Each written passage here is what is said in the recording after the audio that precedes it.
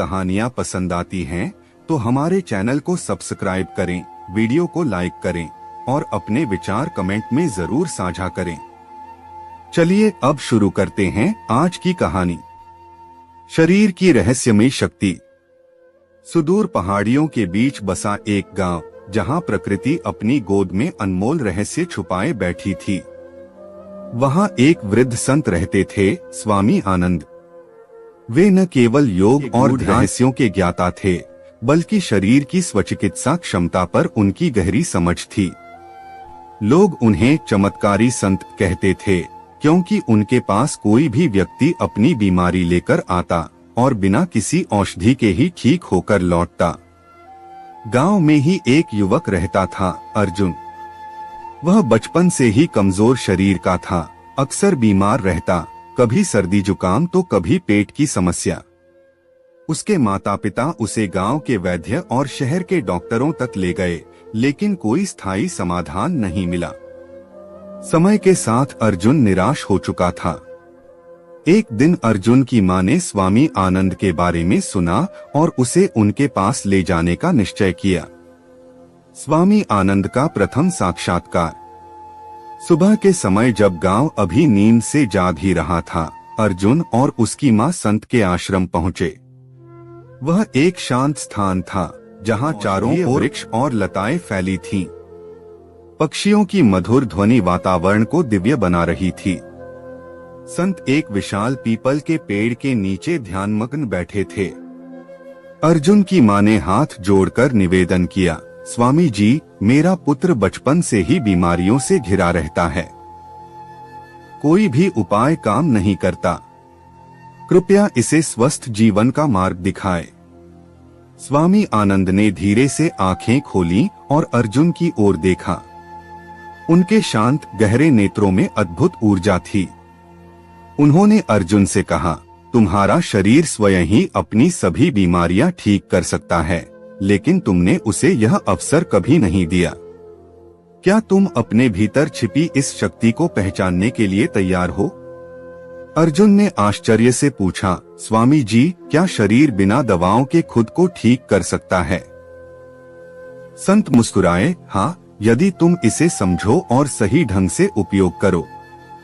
लेकिन इसके लिए तुम्हें अपनी जीवन शैली और सोच में परिवर्तन लाना होगा। प्राकृतिक उपचार बनाम बाहरी दवाएं। स्वामी आनंद ने अर्जुन को आश्रम के अंदर एक कक्ष में बुलाया, जहां दीवारों पर योग, ध्यान और प्राचीन चिकित्सा के चित्र अंकित थे।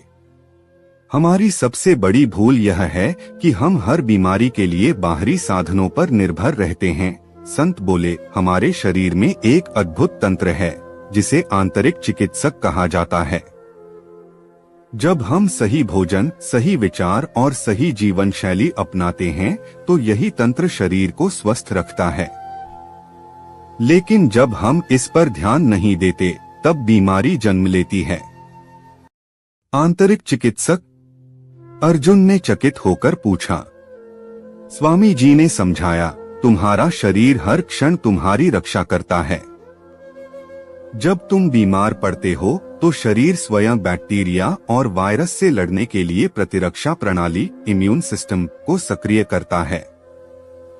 यदि हम सही आहार लें, गहरी सांसें लें, ध्यान करें और सकारात्मक सोच रखें, तो यह प्रणाली इतनी शक्तिशाली बन सकी हमें कभी किसी दवा की आवश्यकता ही न पड़े।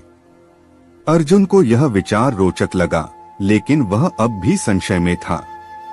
उसने कहा, स्वामी जी, लेकिन मैंने हमेशा सुना है कि बीमारी आने पर डॉक्टर और दवाएं ही एकमात्र उपाय हैं। संत हंसे, यह आधुनिक युग का भ्रम है।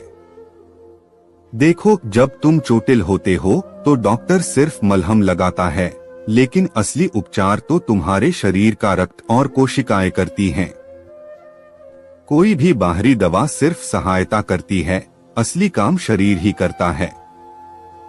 अगर तुम इसे समझ लो, कभी बीमार होने की आवश्यकता ही नहीं पड़ेगी। पहला प्रयोग, उपवास और आत्मशुद्धि। स्वामी आनंद ने अर्जुन को पहला प्रयोग करने को कहा। आज से अगले 3 दिन तक तुम केवल गुनगुना पानी पियोगे, हल्का फल खाओगे और दिन में 3 बार गहरी सांस लेने का अभ्यास करोगे। जब शरीर हल्का और स्वच्छ होता है तब उसकी चिकित्सा क्षमता कई गुना बढ़ जाती है।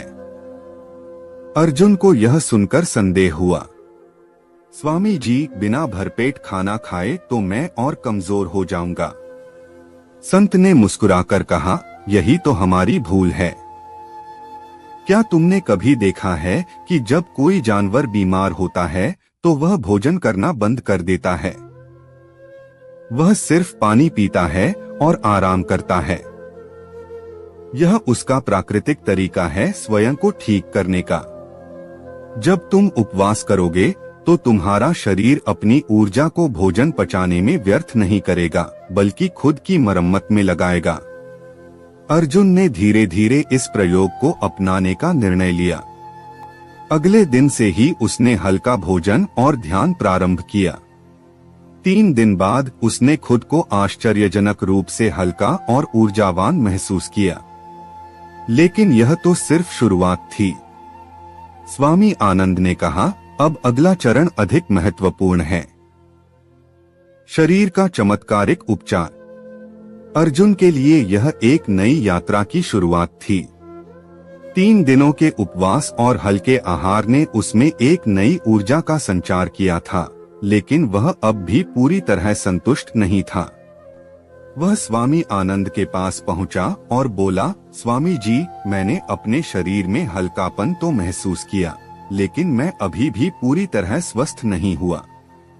क्या यह सच में संभव है कि शरीर बिना किसी दवा के अपनी बीमारी खुद ठीक कर सके? स्वामी आनंद मुस्कुराए, बिल्कुल संभव है, लेकिन इसके लिए तुम्हें और गहराई में जाना होगा। अब हम शरीर की वास्तविक उपचार शक्ति को जागृत करने की प्रक्रिया शुरू करेंगे। शरीर की उपचार प्रक्रिया को समझना। स्वामी आनंद अर्जुन को आश्रम के भीतर एक बड़े कमरे में ले गए, जहां कई आयुर्वेदिक ग्रंथ और योगासन से जुड़े चित्र थे। तुम्हें जानना होगा कि शरीर बीमारी को कैसे ठीक करता है। उन्होंने समझाना शुरू किया। मान लो तुम्हारे शरीर में कोई विषाक्त पदार्थ, टॉक्सिन्स इकट्ठा हो गए हैं। ये गलत आहार, तनाव और खराब आदतों के कारण आते हैं। यदि शरीर इन विषाक्त पदार्थों को समय पर बाहर नहीं निकालता तो वे बीमारियों का कारण बनते हैं। अब तुम सोचो, जब कोई व्यक्ति बुखार से पीड़ित होता है तो डॉक्टर उसे दवा देता है जिससे बुखार नीचे आ जाए। लेकिन क्या तुमने सोचा कि बुखार आता ही? अर्जुन ने सिर हिलाया, क्योंकि शरीर बीमार होता है। स्वामी आनंद बोले, बिल्कुल सही, लेकिन बुखार कोई समस्या नहीं है, बल्कि शरीर का समाधान है। जब शरीर को किसी संक्रमण, इन्फेक्शन का पता चलता है तो वह तापमान बढ़ाकर बैक्टीरिया और वायरस को खत्म करने की कोशिश करता है। लेकिन हम क्या करते हैं? हम दवा लेकर तापमान कम कर देते हैं और शरीर की इस प्राकृतिक प्रक्रिया को बाधित कर देते हैं। अर्जुन अब धीरे धीरे समझने लगा था कि जो कुछ वह वर्षों से जानता था वह अधूरा ज्ञान था। शरीर के 3 प्राकृतिक उपचार तंत्र। स्वामी आनंद ने 3 उंगलियां उठाईं और बोले, शरीर के पास 3 मुख्य प्राकृतिक उपचार तंत्र होते हैं। 1, उपवास और पाचन तंत्र की सफाई, ऑटोफेजी। जब हम उपवास करते हैं तो शरीर अपनी क्षतिग्रस्त कोशिकाओं को नष्ट कर नई कोशिकाएं बनाता है। 2, गहरी सांसें और प्राणायाम। गहरी सांस लेने से शरीर अधिक ऑक्सीजन ग्रहण करता है, जिससे रक्त शुद्ध होता है और शरीर की ऊर्जा बढ़ती है। 3, नींद और विश्राम। जब हम गहरी नींद में होते हैं तो हमारा शरीर सबसे अधिक मरम्मत करता है। यही कारण है कि बीमार होने पर अधिक नींद आती है। अगर कोई व्यक्ति इन 3 बातों का ध्यान रखे तो वह कभी बीमार नहीं होगा। अर्जुन ने गहरी सांस ली और कहा, स्वामी जी, लेकिन यह सब करने के लिए बहुत धैर्य चाहिए।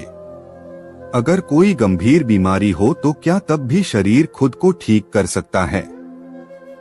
स्वामी आनंद ने गंभीर स्वर में कहा, हर बीमारी ठीक हो सकती है, बस यह इस बात पर निर्भर करता है कि हम कितनी दृढ़ता से शरीर की प्राकृतिक शक्ति को बढ़ाते हैं।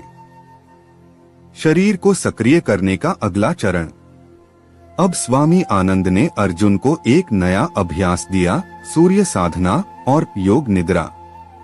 सूर्य साधना। सुबह सूरज की पहली किरणों के सामने बैठकर धीरे धीरे गहरी सांस लेना और छोड़ना।